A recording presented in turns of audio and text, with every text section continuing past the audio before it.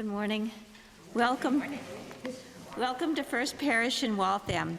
We are so glad you're here.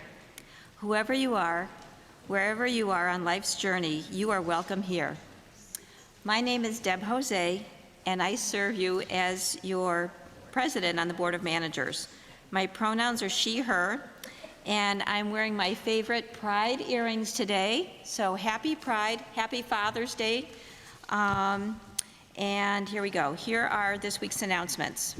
We try very hard to make our service as accessible as possible. We have hearing helpers and large print versions of our order of service and hymnals available from the ushers. If you are visiting today or new among us, please ask our usher how you can stay in touch. We are about to go into summer mode, but don't worry, lots of good stuff is still happening. This week's newsletter included details of summer services, details of how to contribute to a gift to Reverend Megan and Deb Weiner, who will be leaving us at the end of the month, and an invitation to party with Punchy Taylor, celebrating her 98th birthday on June 30th, Sunday evening. On Monday, our office administrator, Emma Campbell, moves to her summer hours. Please ring the office before popping in if you are hoping to catch Emma at her desk. Next Sunday, June 23rd, worship will be offered as part of our denominational gathering called General Assembly.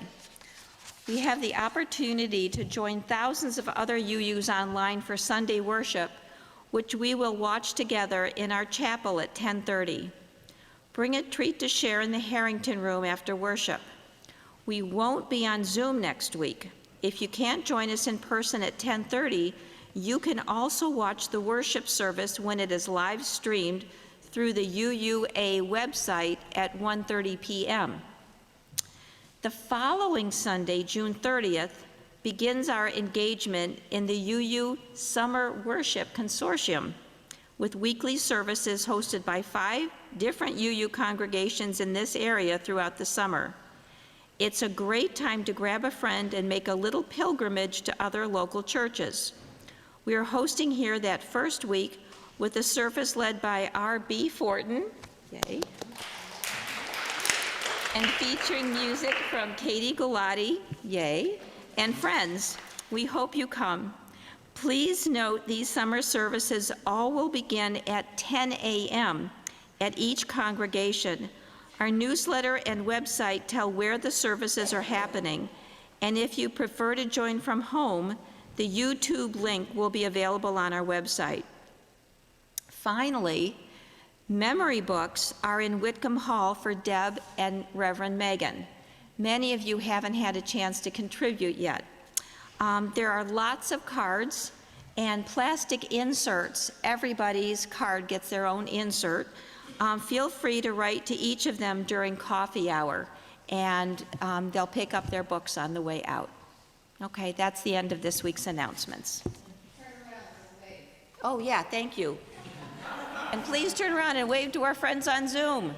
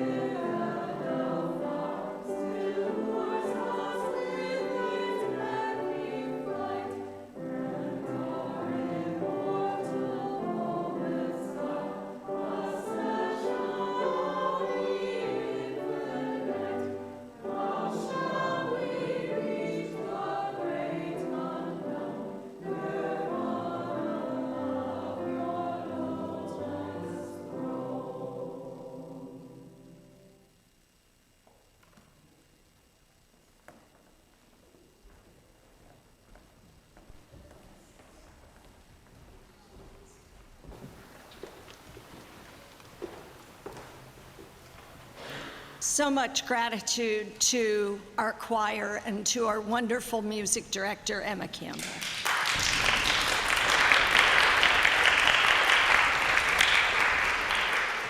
Welcome to all who have come to gather. I'm already verklempt here. Whether it's your first time here or your 400th, we are so glad that you have come.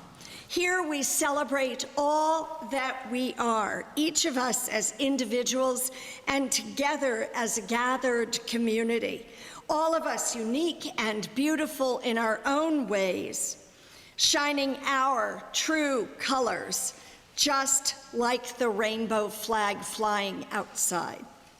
Happy Pride Sunday to all, and happy Father's Day to all who are dads, who nurture, who have loved someone who perhaps nurtured you as a parent might. There is much to be thankful for, and we'll be joyfully celebrating this church year together during our social hour time following the worship service. Although we're about to move to a slower pace through the summer, please know that we have opportunities for worship, as you heard from Deb Jose, and our lay pastoral care team is available all summer as well. Reverend Megan is on call for pastoral emergencies through July. And in August, our called minister, Reverend Elizabeth Carrier-Ladd, will join us, as will April Rosario, our new director of faith formation, and the good times will roll on. Don't be a stranger during these times. Reach out to fellow parishioners, grab a directory, and stay in touch. We belong to one another in our goings out and in our comings in. In this spirit, we join in worship. Today is our flower communion service, an annual ritual during which each person brings a flower and leaves with another as a reminder of our interconnectedness. If you've brought a flower and not had a chance to place it in a vase up front, you might do that during our first hymn, which will be coming up. Don't worry if you forgot or if you didn't bring a flower. We've got you covered through some miracle similar to the story of the loaves and the fishes. There are always flowers left at the end of flower communion. This is the grace of our church community. All may come forward and all will be served. Here are our opening words by Alice Barry. Children of the earth and sky, we are nurtured, sustained, given warmth and light from above and below. Supported by earth's strong, firm crust, we build our homes, till the fields, plant our gardens and orchards. When we turn from self and seek to be aware, we will find holy light in human faces, in blossom, birdsong, and sky. Then earth is truly our home, and we are one with all earth's creatures, parents of earth's children yet to be. And now I'd like to invite the youth of our parish to come up for our chalice lighting, accompanied by Pam Penton. Maybe. Yes, here they come.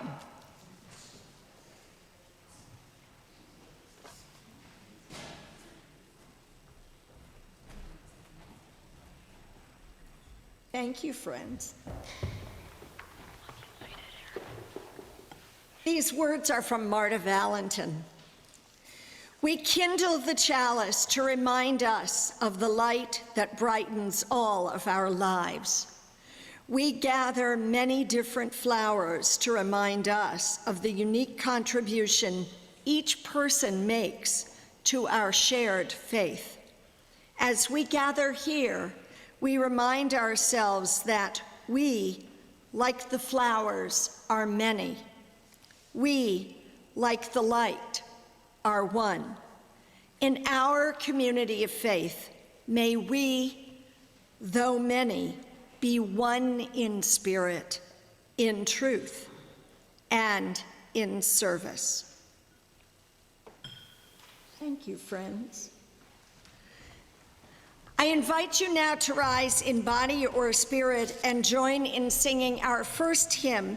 There is a typo in your order of service. The correct number is 65 in the gray book, The Sweet June Days, number 65. Please rise in body or spirit.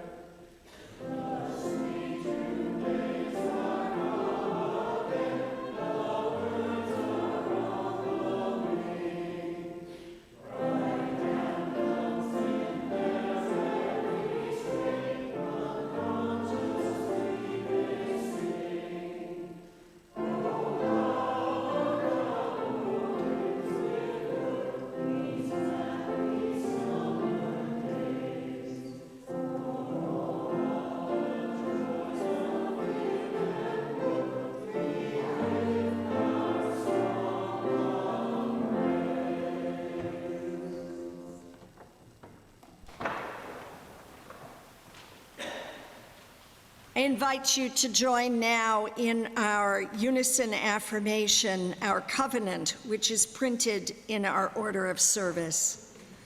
Love is the spirit of this church, and service its law. This is our great covenant, to dwell together in peace, to seek the truth in love, and to help one another. Please be seated. And we invite now Peter Babby, who is an incoming member of our lay pastoral care team and who will officiate our candles of joy and concern, sorrow, and celebration. Good morning, everybody. My name is Peter Babby, 5'10", again. Blue t-shirt and blue jeans. Now is the time in our service when we lift our joys and concerns of our community. If you are on Zoom this morning, you can add your message into the chat. If you would like to share, I invite you forward. Hold the mic up close to your mouth. Please tell us your name, if you're comfortable with that, so that we may all know one another better.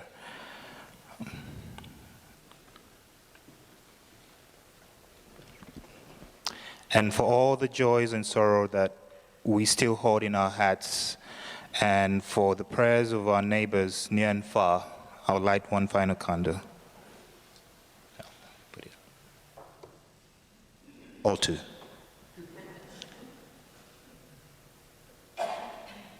One for near, one for far. Thank you.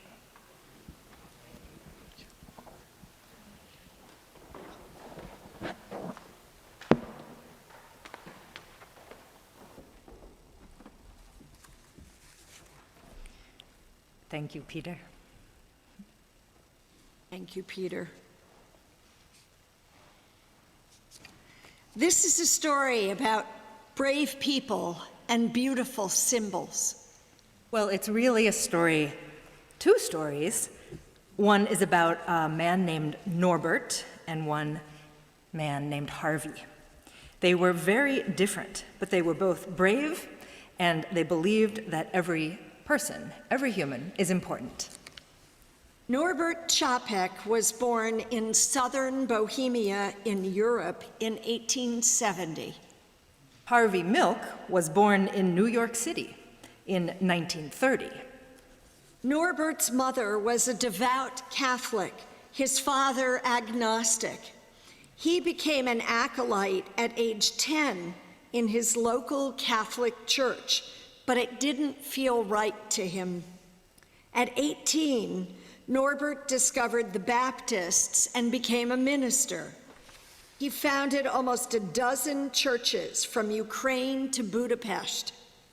Yet slowly, his faith became more and more liberal. Harvey grew up in New York City. He dreamed that everyone, even gay people like him, would have equality. He dreamed that one day people would be able to live and love as they pleased. Norbert left his home country because of his government and accepted a call to serve a Baptist church in New York City, until one day in 1919. That day, he wrote in his diary, "I cannot be a Baptist anymore, even in compromise. The fire of new desires, new worlds is burning inside me."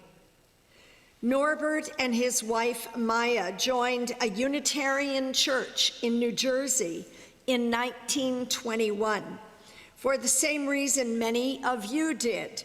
Their children liked the religious education program. That's the power of our Sunday school teachers. Kids, that's your power too. Harvey also had power. With his New York accent, Harvey talked to everyone he could about his dream.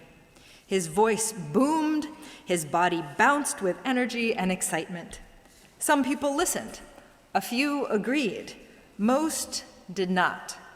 Many people did not think gay people should have rights, and they were angry and hateful. In Norbert's life, World War I ended. His home country was now independent, so he and Maya returned home to Czechoslovakia, where he began serving as a Unitarian minister.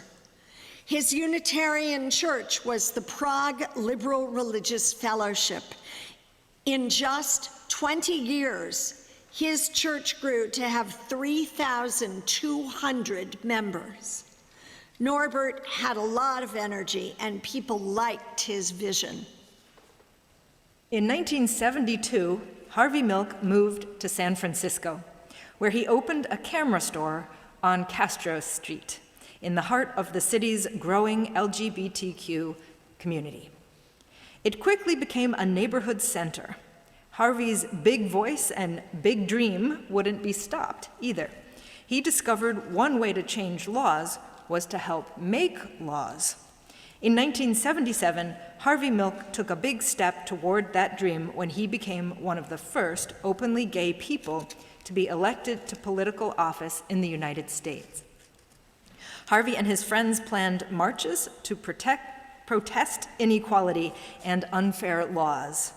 And just days before one of the marches, Harvey had an idea. Norbert also had an idea. He knew the traditional Christian communion service of bread and wine wouldn't meet the needs of his congregation, because his church, like ours, had people who believed different things. He wanted to create a new ritual for his church members. Čapek turned to the beauty of the countryside, to the beauty of flowers. And in 1923, he developed a flower ceremony. He asked his congregants to bring a flower to church from their gardens, the field, or the roadside. He invited each person to place their flower in a vase. The flowers were symbolic of the church community, with unique individuals, yet united in this one act of embracing the color and fragrance of the flowers. Following the service, each person could take a flower from the vase, a different one than they had brought. Harvey thought, we need a symbol that shows who we are and how we feel. Something to carry during the march. Something to make people feel that they are part of a community. Something to give people hope. Harvey knew an artist who could help, Gilbert Baker. Harvey asked, Gilbert said, "We need a flag." Volunteers arrived to help Gilbert's design come to life. Together they dipped fabric in large barrels filled with vivid, bright colors. They cut of dyes, all different ones. And they cut and pieced and sewed together all of these fragments until Harvey and the other activists had a very big flag, a flag with 8 colorful stripes. On June 25th, 1978, when it was time for the march, a breeze stirred in San Francisco. The flag unfurled. It was a rainbow as bright and unique as the people who walked behind it, leading the march. Chapek was a visionary minister with a church ahead of its time, a bold church, a church thinking beyond its doors, beyond what it thought possible. It was a church that was willing to take risks, to make tough decisions, to bear disappointment, and to build a new way. Sound like any church you know? First, by building a church, and that church could build up the world. Harvey and the people in his march asked for equality. They asked to live and love as they pleased. They asked for respect. Harvey was proud of his flag and proud of himself. He hoped others could be proud too. Sometimes being brave and bold makes other people angry. For Norbert, it meant the Gestapo arrested him in 1942. The Nazis accused Chapek of listening to foreign broadcasts and sent him to the Dachau concentration camp. 5 months after the flag was unfurled at the march on November 27th, 1978, Harvey Milk was killed, along with the mayor of San Francisco. Their lives were taken by a man who did not think like Harvey or love like him. Even in starvation and torture in a concentration camp, Norbert held a flower ceremony with his fellow parishioners, finding whatever flowers they could among the weeds in the camp. They testified to a beauty larger than themselves and a love that would outlive them. The rainbow flag did not fly on the dark, sad night that Harvey was killed. Instead, thousands and thousands of people marched silently, carrying candles. The candlelight wove through the streets of San Francisco, up and down hills and around city buildings. That could have been the end of Harvey's dream and the colorful flag, but it was not. The Nazis killed Norbert Chapek, but his spirit, courage, and commitment live on today. His wife, Maya, brought the flower ceremony to the Unitarian Church in Cambridge, Massachusetts in 1940. The qualities that Norbert Chapek embraced in the flower communion have passed now to us to make them real. What we are about to participate in today during our own flower communion is not a historical reenactment of something over and done, but an affirmation of our continuity with the generations of struggle for more freedom and more equality for everyone. After Harvey died, more rainbow flags were created. Some of the colors changed. 8 stripes became 6 stripes. Then, more recently, other colors have been added. There are many, many versions of pride flags today because humans come in so many beautiful varieties. But the meaning of the flag did not change. It was a flag of equality. More and more people began to think of the flag as their flag, our flag, and they began to feel pride, and they began to feel hope. Right now, as we speak, Waltham is celebrating Pride Day on the Common. After church, many of us will head over there. We'll look for the table hosted by our parish, adorned with one of the rainbow flags. And of course, we fly one here near our main entrance nearly every day of the year. We are so proud to be part of the affirmation of all human beings. And here today in our church, we are celebrating the 101st anniversary of our flower communion. Our faith has so many ways to honor the unique and beautiful nature of human beings. And so now I invite you to cast your eyes upon this a beautiful array of vases in every color possible. The flowers we see before us come in so many shades and colors. They come in many sizes and shapes. Some carry a scent. Some have no scent at all. Yet all are created by the same miracle, the miracle that these blossoms grow each year out of the divine mixing of water and soil and sunshine. And our lives are miracles as well.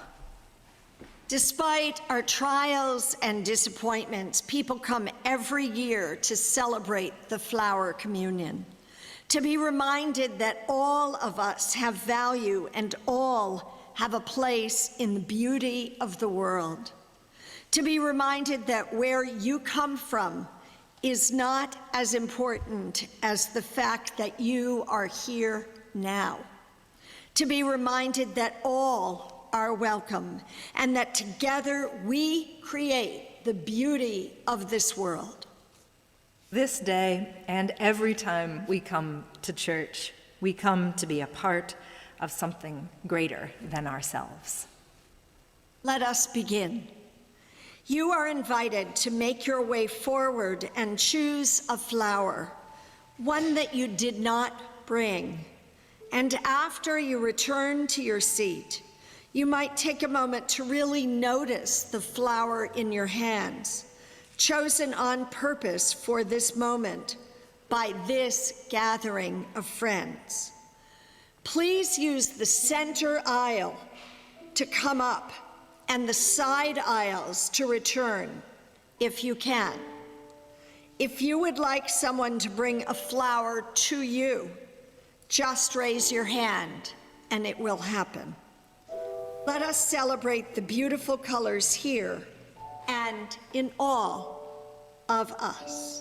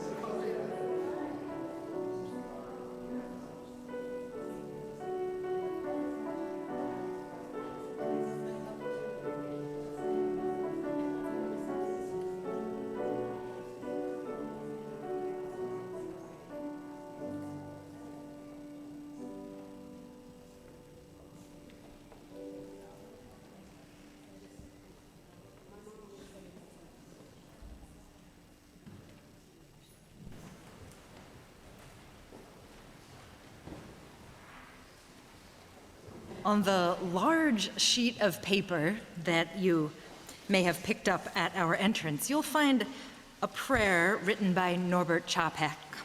He wrote over 800 prayers in his lifetime, but this one was written specifically for blessing the flowers at the end of Flower Communion. We have kept his original words, acknowledging that some language is dated. We will apply expansiveness because that was most certainly his intent. Will you now raise your flower high and please join me in reading our prayer. In the name of the providence which implants in the heart of the seed the future of the flowers, and which implants in our hearts that unrest which will not be quenched till people live lovingly with each other, we bless these flowers. In the name of the highest, in which we move and take our being, and in the name of the deepest, which makes father and mother, sister and brother, lover and loner who they are, we bless these flowers.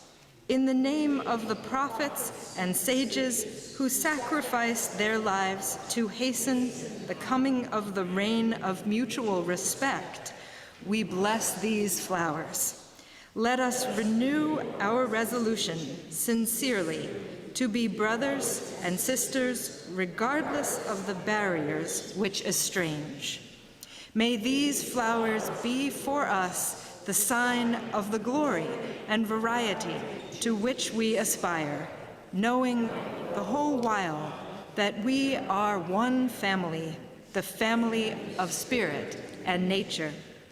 In this holy resolve, may we be strengthened by the spirit of love, that we ourselves may bloom in splendor of a joyful life, and endeavor to be ever more perfect in our days. Amen. And now I invite you to rise in body or spirit and join me in singing the song that Norbert Čapek wrote for the Flower Communion. And it is number 78 in our hymnal, and we are going to sing verses 1, 2, and 6.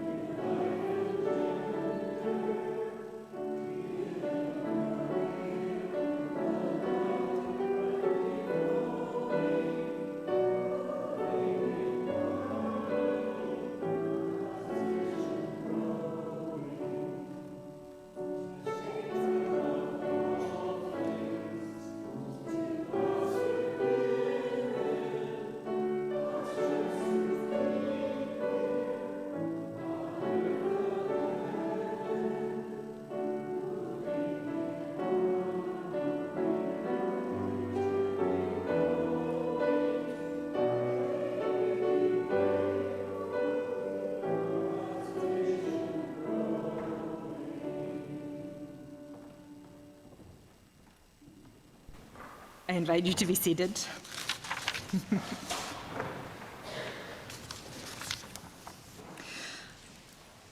Only Only a few things wear the mark of the eternal: the giving we have invested in others, the love we have expressed in deed, the kindness we have shown, the work we have done because we loved it, the light we have shown that others may not stumble, the evil we turned into good, because we saw that none of us lives apart, but all are members of one another.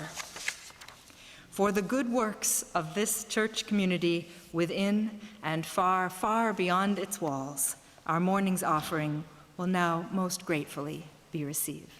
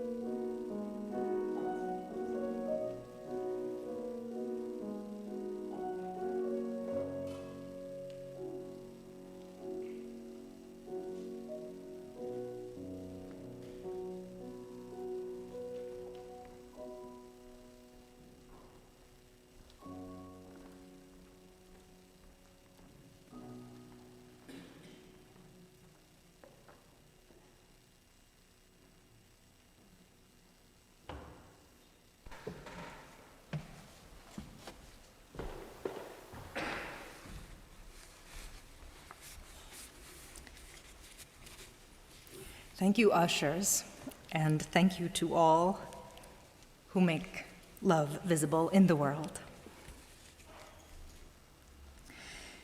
My friend and colleague, the Reverend Aaliyah Kemmler, recently suggested to the congregation that she serves in Groton that they might want to try praying naked in front of a full-length mirror. Their response was, not surprisingly, slightly hysterical laughter. She says, I didn't make up this idea. It came from the priest and writer Barbara Brown Taylor. She recommends that from time to time we take off our clothes, look at ourselves in the mirror, and tell ourselves with as much tenderness as we can, here I am. This is the body like no other that my life has shaped. I live here. This is my soul's address. To face ourselves naked in the mirror with some measure of gentleness, much less reverence, is a hard assignment, I know. Many of us learned early on that we are either too much or not enough. Many of us grew up believing that essential parts of us are unacceptable the way we look or feel or talk or love or learn, and we never seem to fully unlearn that shame. It is deeply spiritual work to put down our self-loathing and set it aside even for a few moments. It is deeply spiritual work to learn to treat ourselves with compassion, to learn to see ourselves, if only in moments, the same way that we look at something or someone we find beautiful: a newborn baby, the ocean, a sunset. Aaliyah says a couple of years ago she started wearing a pin on her coat that says, "You are beautiful." It is small, and most people don't notice it or say anything if they do. But not long ago, she was in Dunkin' Donuts, ready to order her coffee, and realized the woman behind the counter was staring at the button on her coat. She says, "I also noticed the woman had small, raised red birthmarks all over her face. For a moment that felt like a long time, we were both completely still. I watched her as she took in the words, 'You are beautiful.' And then she raised her eyes to mine and said very quietly, 'I like that.' 'I'm glad,' Aaliyah said, also very quietly, and they moved on to coffee. A few years ago, I had the chance to meet the Vietnamese Buddhist monk Thich Nhat Hanh. His eyes moved from one person to the next, welcoming us gently as we settled in. And even though he was far, far away up on stage, it was like the Fleet Center or something, I could see his face, and it was so open and so kind. And soon we entered together into a time of breathing, really just breathing and being. And I could feel him beaming his love for me, personally, and at the same time for the stranger on my right, who I had not even really noticed, even though that person was right next to me. I felt both singled out and swept up into something wholesome and good. Uniquely cherished and also belonging anonymously as part of the group. As we sat there just breathing in and out our open-heartedness, the top of my head began to tingle, and suddenly I was aware that I was feeling what I think it must have felt like to be in the womb before any idea of self-doubt or separation from anyone or anything ever existed for me. I felt, although I now understand myself to be a unique and separate human being, different from anyone else, in that moment then, that I was just for a moment like a wave on the ocean, in the ocean, a part of all that is, both the raindrop and the mist and the great expanse of sea, all at once. The individual and the collective, all present, all interconnected, all a part of a shared, glorious existence. And this, that feeling, but also, if I dare say it this way, this ultimate reality, that is the heart of our flower communion ritual that we share as Unitarian Universalists, and also the heart of gay pride. Imagine my surprise when the topic of Thich Nhat Hanh's lecture a few moments later turned out to be that our separateness is an illusion. He told a story about hammering a nail, but accidentally missing the nail and hitting his thumb. The hand that had accidentally caused the pain knew exactly what to do right away. It tossed the hammer and reached for the poor, throbbing thumb to offer comfort. Compassion is an innate part of our humanness, and we can cultivate it further by understanding ourselves as interconnected parts of a greater whole. Here at First Parish in Waltham, we believe that love is the spirit of this church, and service is our call or our law. And we say law here because this is what we've decided upon voting and choosing and selecting. These are our chosen words to talk about a covenant, a promise. So we choose to have this sense of duty. That's an internal sense that we are a part of something of our own choosing. We set in place our promise to commit. And our faith, that which is bigger than all of us individually, but our collective faith, calls us to live out our responsibility to one another and to the larger world. This past year together, I have witnessed this community in so many ways living the call. And this community is so open-hearted and so ready and so fully embodied to take on a call when we hear it. Parishioners eagerly participate in word and deed, drawing the circle wide and then stretching to be wider still, awakening to the reality that we really need one another. One day I had an extra coat in my own collection of winter coats, and I realized that although I wanted to keep it because it came from the Reverend Olivia Holmes, who passed this past year, and her coat was given to me, I realized that I did not need the coat. And I hung it one Sunday in our little chaplains on the way, if you need a coat, take a coat, if you have a coat, share a coat area. And within an hour or two, it had gone to someone who needed it very much. And that spirit was offered, the spirit of caring and sharing was offered to me just as part of the air that this community breathes. And I am grateful to have been a part of just doing the tiny little next right thing that I might do, because we all want to do the next right thing. At its core, the flower communion is an anti-fascist ritual. Čapek was murdered at the hands of those who did not believe, as he did, that diversity was good or even necessary. He was martyred for resisting fascism, and his legacy reminds us that we, too, must be willing to resist steadfastly.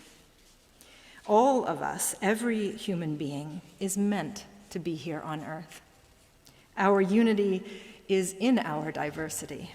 We must value ourselves and see our own beauty and worth and stand in front of the mirror and feel so awkward, but just face it, that it's so good to be the self that I am. And yet, to not be engulfed by an individual mindset. Together, we must share what we have and then seek to change broken systems, even as we are forced to operate within them. Resistance is love made visible. We fight fascism by honoring beauty. Life calls to us. Life calls us on. The legacies of individuals like Harvey Milk and Norbert Čapek continue to inspire us as their martyrdom illuminated our path forward. Today, when we gather in the streets or on the Waltham Common, and especially when we gather with candles at a vigil or holding rainbow flags, I saw Ace this morning with a rainbow flag on their backpack headed out to the Common. When we gather here in this sanctuary to honor all life, when we hang a Black Lives Matter flag outside, we are extending a tender hand to comfort the wounded thumb embodying the compassion and solidarity that counteracts oppression. Process theologian Bob Menke says it this way: relational power takes great strength. In stark contrast to unilateral power, the radical manifestations of relational power are found in people like Martin Luther King Jr., Mahatma Gandhi, and Jesus. It requires the willingness to endure tremendous suffering while refusing to hate. It demands that we keep our hearts open to those who wish to slam them shut. It means offering to open up to a relationship with people who hate us, despise us, and wish to destroy us. Universalist theology invites us to remember that we all humans, possess a divine inner beauty no matter what. And Unitarian theology invites us to remember that despite our individuality and uniqueness, we need each other. Some might say that we are all members of the same body. Others might say that we are a garden of beauty. Certainly, we are here to awaken over and over again from our illusion of separateness. We are better, more beautiful together as one. May it be so. Amen.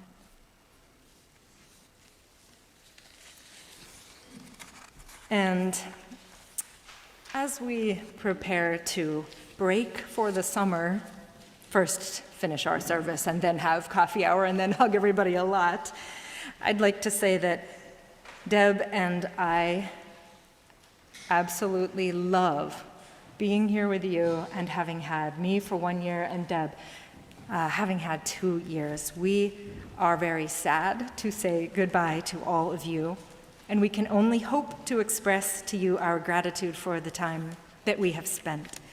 You are beautiful, individually and collectively, and we will miss you. And it remains a joy and a blessing to have traveled this way with you. And now we will sing. Our closing hymn is in our orders of service. It is Life Calls Us On. Actually, it's on the bigger sheet that you got. Life Calls Us On. And thank you for those of you who are about to lead us. I invite you to rise as you are willing, in body or in spirit.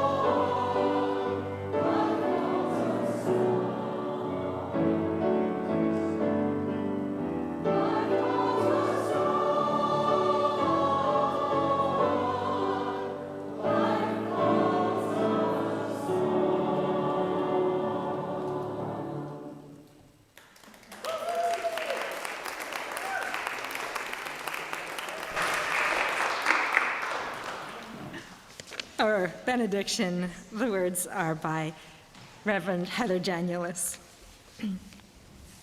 Life calls us on, each of us along different paths, yet ever connected to this moment. As we go forth, may we hold fast to the truth. We are surrounded by beauty.